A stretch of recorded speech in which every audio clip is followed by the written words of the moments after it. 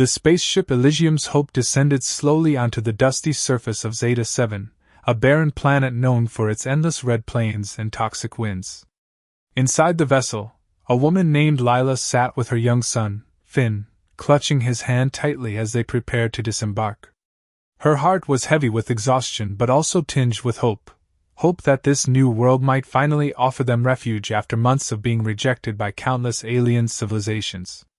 Lila had been traveling across galaxies ever since she fled Earth years ago, when it became uninhabitable due to environmental collapse.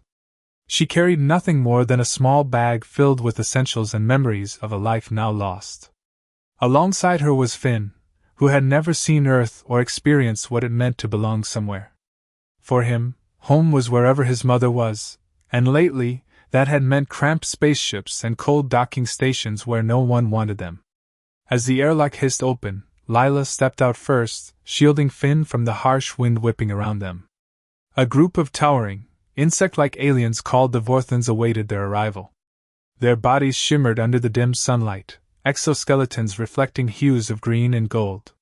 One of them, taller than the rest, approached Lila with an expressionless face, or at least what passed for a face on their elongated heads. "You are not welcome here," the Vorthon leader said in a voice like grinding metal. "Your kind brings chaos."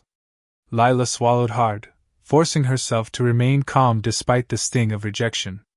"We only seek shelter," she replied softly, holding Finn closer. "A place to live peacefully." "There is no peace with humans," another Vorthon chimed in, clicking its mandibles angrily. "You consume resources recklessly.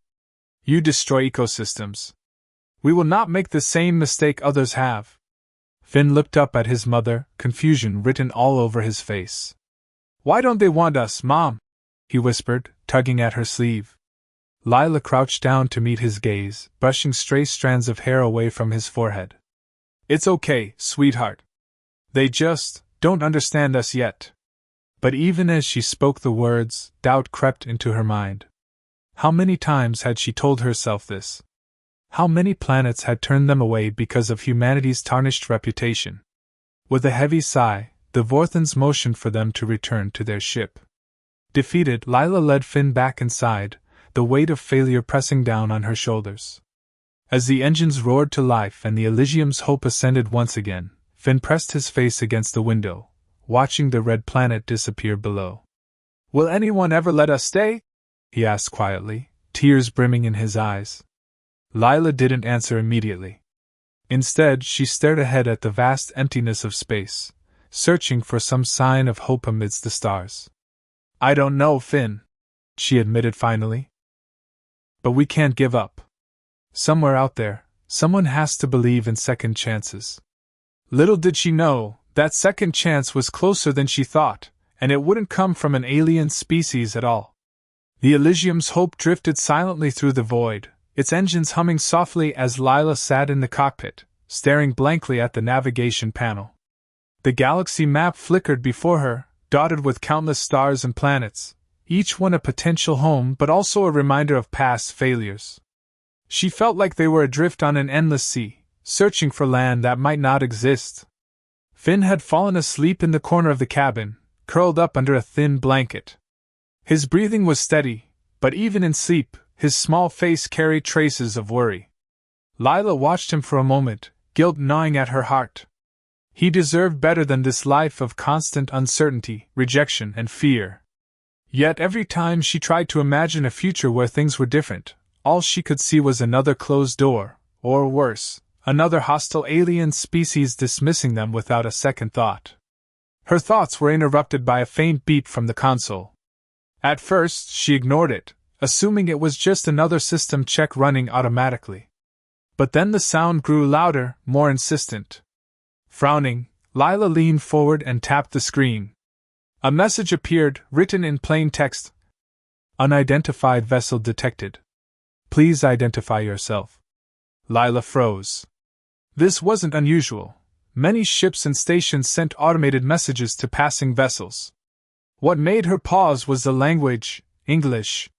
Not the chirps and clicks of alien dialects translated through universal translators, but actual human words. Her pulse quickened. She hesitated before responding. Could this be a trap? After so many rejections, she'd grown wary of anything that seemed too good to be true. Still, curiosity and desperation pushed her fingers toward the keyboard. This is the Elysium's hope. Asterisk asterisk, she typed back. We are travelers seeking safe passage or temporary refuge. Do you require further identification? The response came almost instantly. Acknowledged. You are within range of Outpost Delta 9. Permission granted to dock. Proceed to coordinates provided. Outpost Delta 9. Lila's mind raced. She hadn't heard of it before, but the name sounded human. Was it possible? Could there really be humans out here, far from Earth? She glanced back at Finn, still sleeping peacefully. If this turned out to be another dead end, she would shield him from the disappointment as best she could. But if it wasn't... Lila entered the coordinates into the ship's navigation system and set a course. The journey would take several hours, giving her plenty of time to prepare for whatever awaited them. When they arrived, the outpost looked unassuming. It was a modest structure floating in space, patched together from salvaged parts and scrap metal. Solar panels jutted out at odd angles, and blinking lights signaled activity inside. Compared to the sleek designs of alien ships and stations, Outpost Delta 9 looked almost human. Messy, imperfect, but alive. As Lila guided the Elysium's Hope into the docking bay, Finn stirred awake. Rubbing his eyes, he peered out the window. Where are we? He asked groggily. I'm not sure yet, Lila admitted. But I think we're about to find out. Once the ship was secured, Lila grabbed their single bag of belongings and took Finn's hand. Together they stepped onto the platform outside the airlock. The air smelled stale but familiar, tinged with the faint scent of oil and rust. For the first time in months, Lila felt something stir deep inside her, a flicker of recognition, of belonging. A man approached them, wearing a patched-up jumpsuit and carrying a toolbox. His hair was tousled, and his face bore the weathered lines of someone who had spent years surviving in harsh conditions. But his smile was warm, genuine. You must be the ones hailing from the Elysium's Hope, he said, extending a hand. Name's Tom. Welcome to Outpost Delta 9. Lila blinked, stunned. Human contact. Actual human contact. She shook his hand cautiously, unsure how to respond. I'm Lila, she managed after a moment. And this is my son, Finn. Tom crouched down to Finn's level, offering him a friendly grin. Hey there, buddy. How old are you? 7, Finn replied shyly, clutching his mother's leg. Well, 7's a great age, Tom said, standing again. Come on inside. We'll get you settled, and maybe you can tell me your story over some coffee, or hot chocolate if you prefer, he added, winking at Finn. Lila followed him hesitantly, her instincts still on high alert. The interior of the outpost was cluttered but cozy, filled with mismatched furniture and shelves stacked with tools and supplies. Other humans moved around, chatting casually or tinkering with equipment. The hum of conversation filled the air, interspersed with laughter and the occasional clank of metal. It was chaos, but it was human chaos. And for the first time in what felt like forever, Lila felt a glimmer of hope. Tom led them to a small seating area and gestured for them to sit. So, he began, pulling up a chair. What brings you out here? Most folks don't stumble across Delta 9 unless they're looking for work, or trouble. Lila hesitated, unsure how much to reveal. We've been traveling for a long time, she said carefully. Trying to find somewhere to call home. Everywhere else has turned us away. Tom nodded slowly, his expression thoughtful. Yeah, I've heard stories about that. Humans aren't exactly popular these days. Too many bad decisions catching up to us, I guess. Lila flinched at the truth in his words but didn't argue. Instead, she focused on the present. Do you think we could stay here? Even just for a little while? Tom scratched his chin, considering. Well, Delta 9 isn't exactly luxury living, but we make do. Thing is, everyone here pulls their weight. No freeloaders. Can you work? Lila straightened, determination flashing in her eyes. I'll do whatever it takes. Tom smiled, seemingly satisfied with her answer. Good. We've got openings in maintenance and supply runs. Nothing glamorous, but it pays in food and shelter. You interested? Relief washed over Lila like a tidal wave. For the first time in ages, she felt like she could breathe again. Yes, she said firmly. Thank you. Tom stood, clapping his hands together. All right then. Welcome aboard. Let's get you started tomorrow morning. In the meantime, I'll show you to your quarters. As they followed him down a narrow hallway, Finn tugged at Lila's sleeve. Does this mean we're staying, Mom? He whispered, his voice full of cautious optimism. Lila knelt down, cupping his face in her hands. Yes, sweetheart. For now, at least. This place, it feels different. Like maybe we belong here. And for the first time in a very long time, she believed it. The quarters Tom showed them were small but clean, with 2 narrow bunks bolted to the wall and a tiny table tucked into the corner. A single porthole window revealed the endless expanse of space outside, stars twinkling like distant lanterns. It wasn't much, but compared to the cramped confines of the Elysium's hope, it felt almost luxurious. Lila set their bag down on the lower bunk and turned to Finn, who was already exploring every inch of the room. What do you think? She asked, trying to keep her tone light despite the whirlwind of emotions swirling inside her. Finn grinned, climbing onto the top bunk. It's awesome! He exclaimed, bouncing slightly as if testing its sturdiness. Then his smile faltered, and he looked at his mother with wide eyes. Do you really think we can stay here? For real this time? Lila hesitated. She wanted to reassure him, to promise that everything would be okay, but promises had been broken too many times before. Instead, she climbed up beside him and wrapped an arm around his shoulders. Let's just take it one day at a time, she said softly.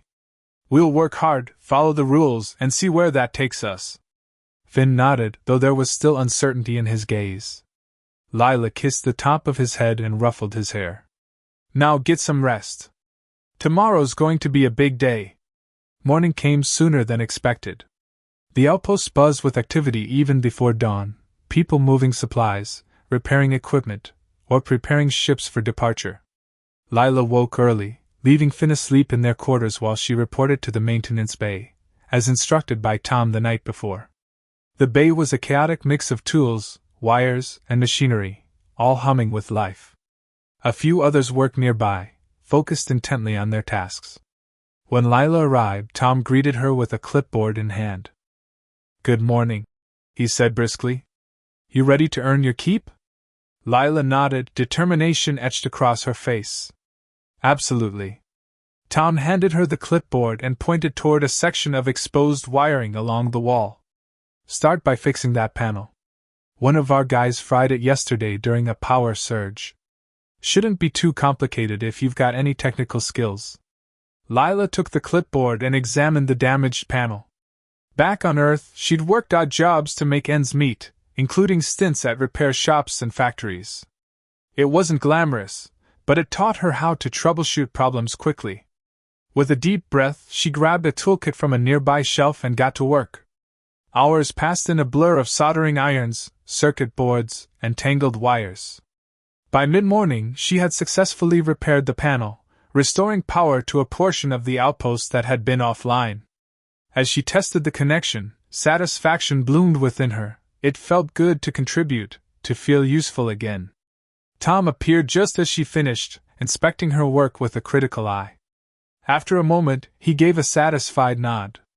Not bad, he said. You're quick. Think you could handle something bigger? Like what? Lila asked, wiping grease from her hands. Tom gestured toward the far end of the bay, where a large generator sat partially disassembled. That thing's been acting up for weeks. If you can fix it, we won't have to ration power anymore. Interested? Lila glanced at the generator, then back at Tom. I'll give it a shot.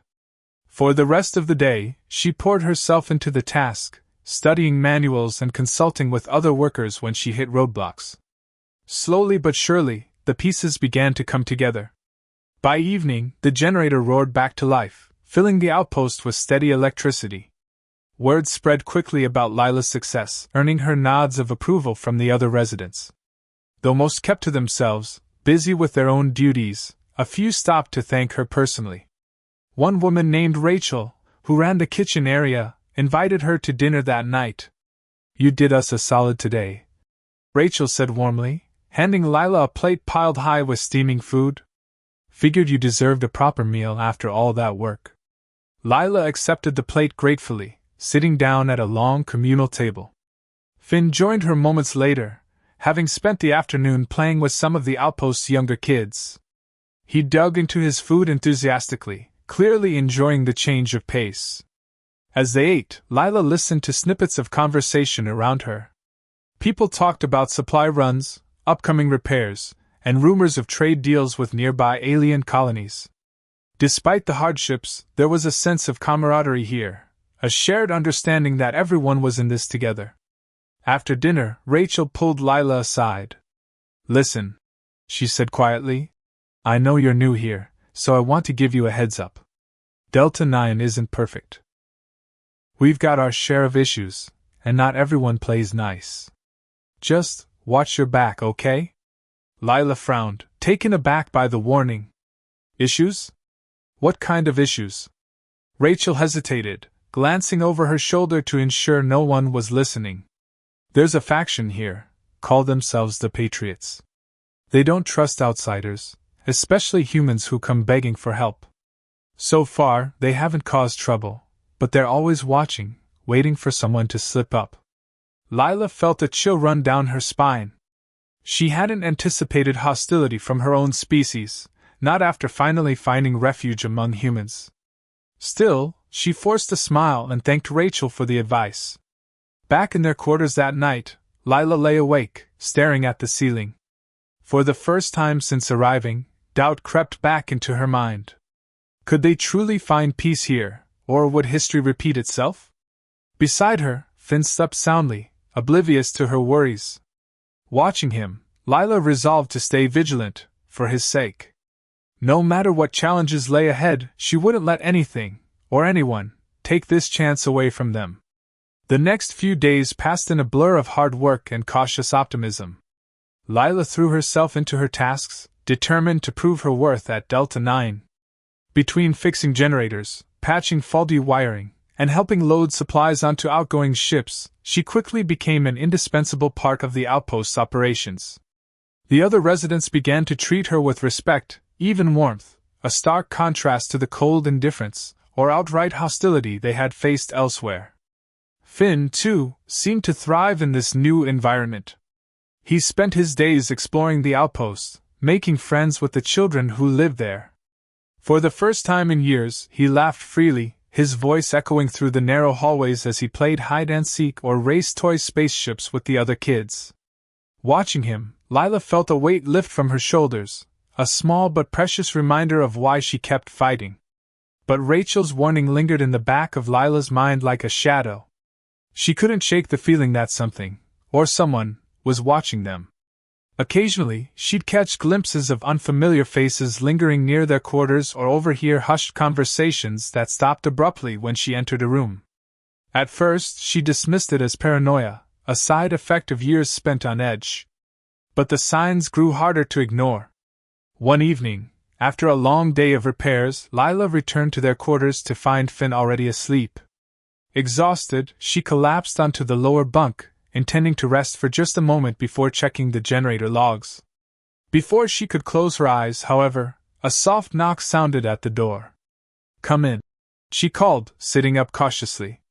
The door slid open to reveal Tom, holding a data pad. His usual easygoing demeanor was replaced by an uncharacteristic seriousness. "Got a minute?" he asked, stepping inside. Lila nodded, gesturing for him to sit. "What's wrong?" Tom hesitated, glancing toward Finn to ensure he was still asleep. Lowering his voice, he said, "I need to talk to you about the Patriots." Her stomach tightened at the mention of the name.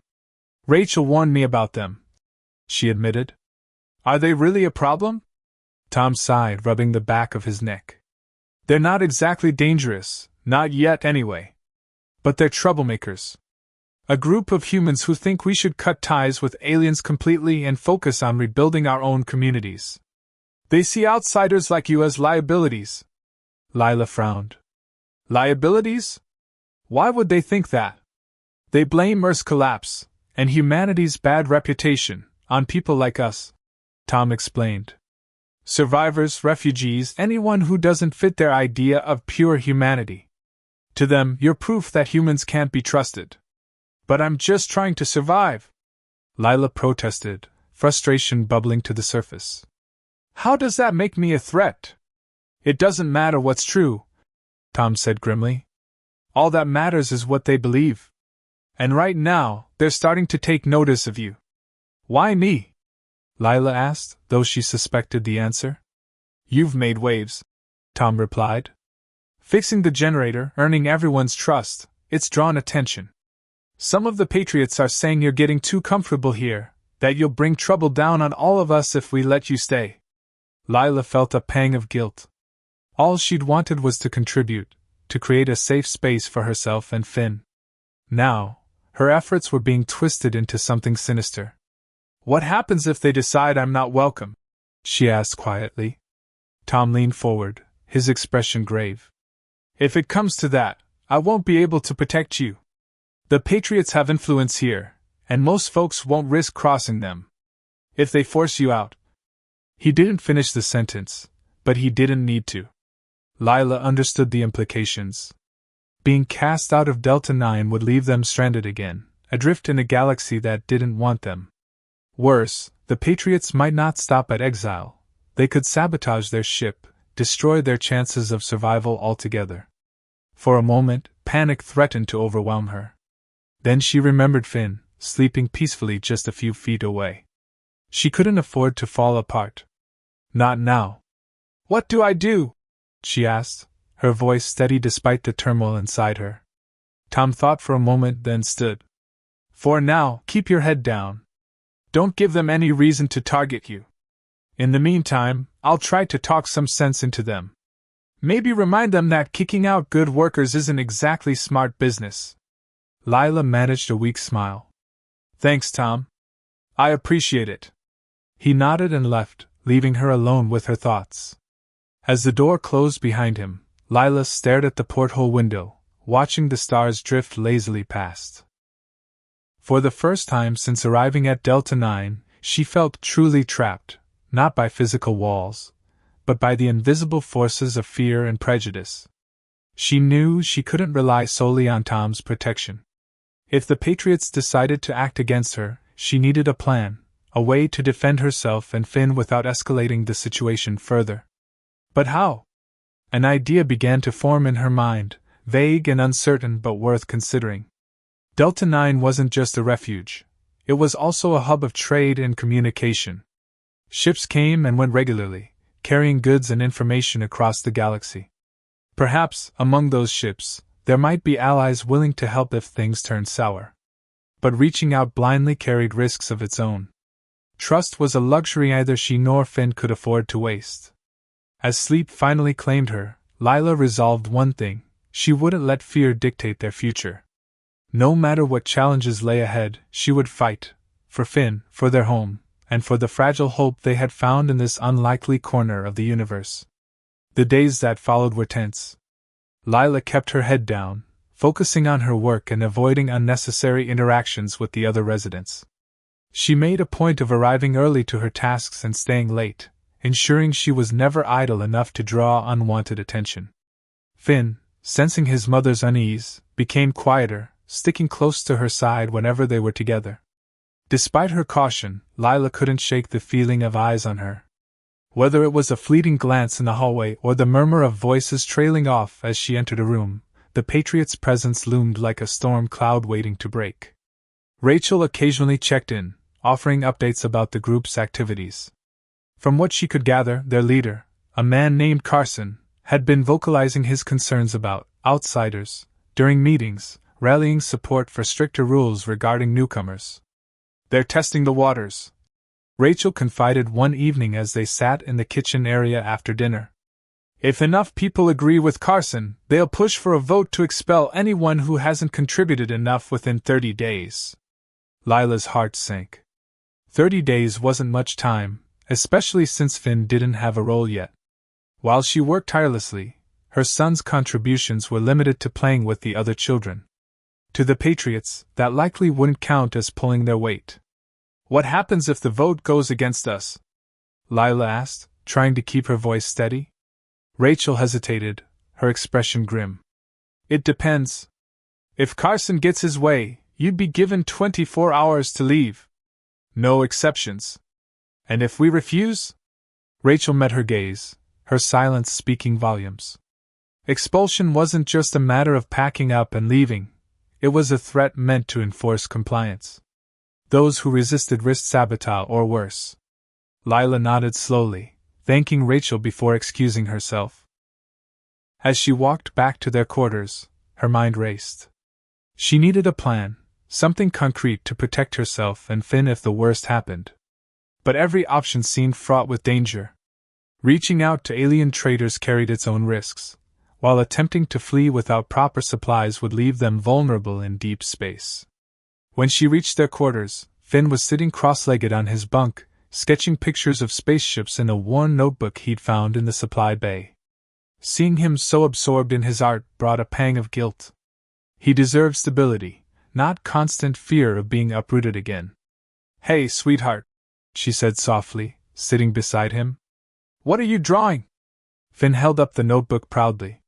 "This is our ship, and this is Delta 9, he explained, pointing to two crude but recognizable shapes. "I'm making a map so we can find our way home if we ever get lost." Lila smiled despite herself, ruffling his hair. "That's a great idea. You're really good at this. Do you think we'll stay here forever?" Finn asked suddenly, his voice tinged with hope. Lila hesitated, torn between honesty and reassurance. "I don't know, buddy. But no matter what happens, I promise we'll always stick together. Okay?" Finn nodded solemnly, returning to his drawings. Watching him, Lila felt a surge of determination. She couldn't let fear dictate their lives, not when they had finally found a place where they might belong. The next morning, Lila sought out Tom. She found him in the maintenance bay, tinkering with a malfunctioning airlock. "Got a minute?" she asked, her tone urgent. Tom looked up, concern flickering across his face. "Everything okay?" "I need your help," she said, lowering her voice. "If things go south with the Patriots, I want to be prepared. Is there any way we can secure passage on one of the trade ships? Just in case?" Tom frowned, setting down his tools. "It's risky. Most captains won't take passengers unless they're paying customers. And even then, word travels fast among traders. If the Patriots mark you as trouble, no one will touch you." "What about allies?" Lila pressed. "You must know some trustworthy captains who've worked with humans before." Tom rubbed his chin thoughtfully. "There is one guy, Captain Hayes. He runs supply runs between Delta 9 and a few neutral colonies. He owes me a favor or two. If anyone would consider helping, it's him." Relief washed over Lila. "Can you talk to him? See if he'd be willing to give us a lifeline if we need it?" Tom nodded. "I'll reach out discreetly. But listen, don't mention this to anyone else. Not even Rachel. If the Patriots catch wind of it, they'll use it against you." "I understand," Lila said gratefully. "Thank you, Tom." As Tom returned to his work, Lila felt a small measure of hope. Having a backup plan, however fragile, gave her a sense of control she hadn't felt in weeks. Still, she knew relying on others wasn't enough. They needed leverage, something to prove their value to the outpost beyond doubt. An idea began to form in her mind. Over the past few days, she'd noticed inefficiencies in the outpost systems, outdated wiring, poorly maintained equipment, and a lack of coordination between departments. What if she could propose a solution, a project that would benefit everyone and demonstrate her commitment to Delta 9? That night, after Finn fell asleep, Lila stayed up drafting a proposal. Using spare materials from the supply bay, she sketched designs for an upgraded power grid that would reduce energy waste and improve overall efficiency. It was ambitious, but feasible with the right resources and manpower. The next day, she approached Tom again, this time with her plans in hand. "I've been thinking," she began, spreading the sketches across the table. "If we overhaul the power system, we could save resources and make life easier for everyone here. I'm confident I can lead the project if you'll let me try." Tom studied the designs, impressed by the level of detail. "This is impressive," he admitted. "But it's a big undertaking. Do you really think you can pull it off?" "I wouldn't have suggested it otherwise," Lila replied firmly. "Give me a chance to prove myself, to show everyone that I'm not just passing through. That I care about this place as much as anyone else." Tom hesitated, then nodded. "All right. I'll present it to the council tonight. If they approve, you'll have full support." As Lila left the maintenance bay, she allowed herself a moment of cautious optimism. If she succeeded, the project might win over enough residents to counteract the Patriots' influence. But even as hope flickered brighter, she remained vigilant. The storm wasn't over yet, and she knew better than to let her guard down. The council meeting took place that evening in a cramped conference room at the heart of Delta 9. Lila sat nervously at the back, her hands clasped tightly together as she watched the outpost's leaders file in. Tom had assured her that presenting her proposal directly would strengthen her case, but now, surrounded by skeptical faces, doubt crept in. Most of the council members were pragmatic individuals who prioritized survival over sentimentality, a trait born out of necessity in such a harsh environment. Among them, however, sat Carson, the leader of the Patriots. His sharp eyes scanned the room with an air of quiet menace, and when they landed on Lila, she felt a chill run down her spine. He didn't need to speak for his disapproval to be clear. Tom opened the meeting with a brief rundown of recent repairs and supply updates before turning to Lila. "We have a proposal from one of our newer residents," he said, gesturing for her to step forward. "Lila has put together a plan to upgrade our power grid, which could significantly improve efficiency and reduce resource waste." Lila stood, clutching her sketches tightly. Her voice trembled slightly as she began, but she forced herself to focus on the facts. "Right now, the outpost's energy consumption is unevenly distributed," she explained, pointing to her diagrams. "Some areas are overtaxed, while others barely use what's available. By reconfiguring the wiring and installing smart regulators, we can balance the load and save enough power to cut rationing by at least 20%. A murmur rippled through the room. Some nodded thoughtfully, intrigued by the potential benefits. Others exchanged skeptical glances, clearly hesitant to trust someone so new to the community.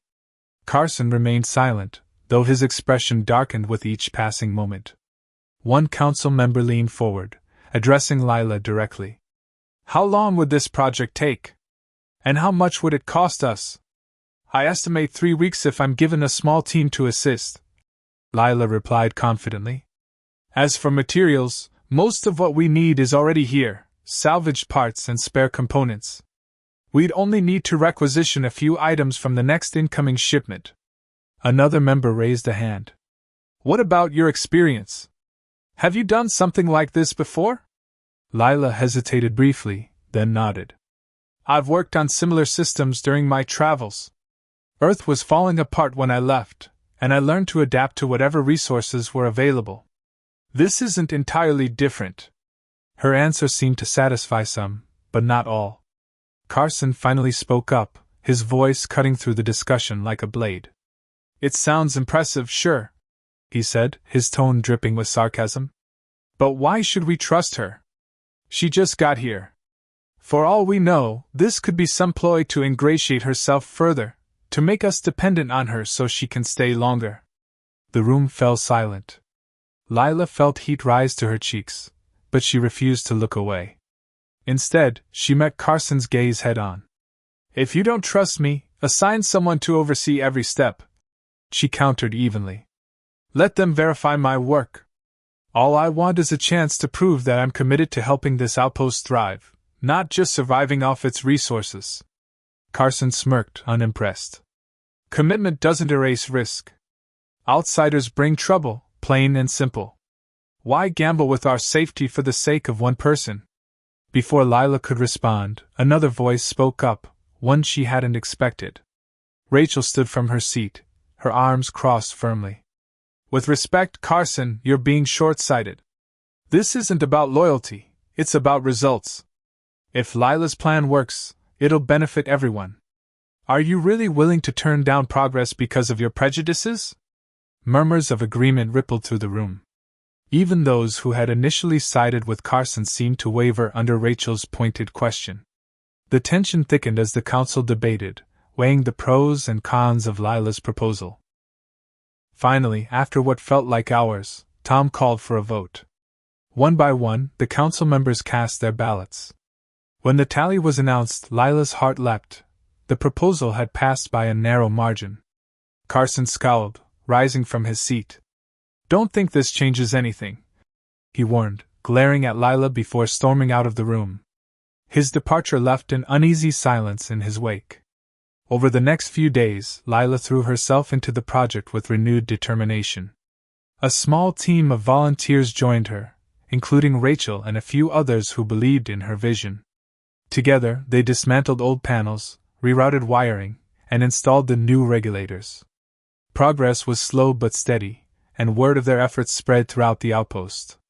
Finn, eager to help, assisted by organizing tools and fetching supplies. Watching him interact with the other children, many of whom now looked up to him as the engineer's son, filled Lila with pride. For the first time in years, Finn seemed to feel like he belonged somewhere. As the final stages of the project neared completion, the atmosphere at Delta 9 began to shift. Residents who had once regarded Lila with suspicion now greeted her warmly, impressed by her dedication and skill. Even some of the Patriots softened their stance, grudgingly acknowledging the improvements she had made. On the day the upgraded power grid went live, the entire outpost gathered in the central hub to witness the activation. As Lila flipped the switch, the lights brightened noticeably, and the hum of machinery grew steadier. Cheers erupted around her, and for the first time since arriving, Lila allowed herself to smile openly. Later that night, as she tucked Finn into bed, he looked up at her with shining eyes. "Mom, does this mean we get to stay?" Lila kissed his forehead, brushing a strand of hair from his face. "Yes, sweetheart. I think we do." But even as relief washed over her, she knew the fight wasn't over. Carson and his followers still posed a threat, and their resentment wouldn't disappear overnight. Still, for now, they had earned a fragile peace, a foundation upon which to build a future. And for Lila, that was enough.